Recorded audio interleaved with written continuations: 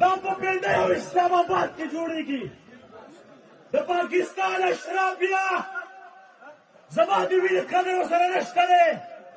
د پاکستان د اسټبلیشمنټ روزګار زما او ستا په وینه روان دی. دا جانباز دی خوا چغې وایي د انپیز مرې چې موږ د امن غواړو، موږ فوج کته، فوج بره، فوج اخوا، فوج دی خوا. او هغه رسېږي که ستا خپل مشر وایي چې زه خو ډېر په خوشګوار موډ کې میلاو شوم، وشړېده ورسره او ګاړه بړه مې ورسره وکړه او موږ هغه ډېر ګپ ولګوو، یو دوستانه ماحول کې میلاو شو. انډیا له جواب ورکړو تاسو د ان پي د سره څه خلک نه دی. ان پي سي هسې ناسته پاسته ستاسو خپلو کې سلا نه راځي.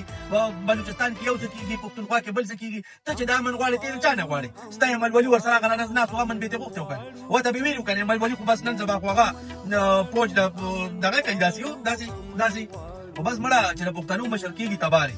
خدای پاکه چې څوک پښتنو ته سپک ګوري تې غرق او تباه کړي. خدای پاکه چې څوک د پنجاب ملګرتیا کوي، خدای پاکه تې نشانې عبرت وګرځي.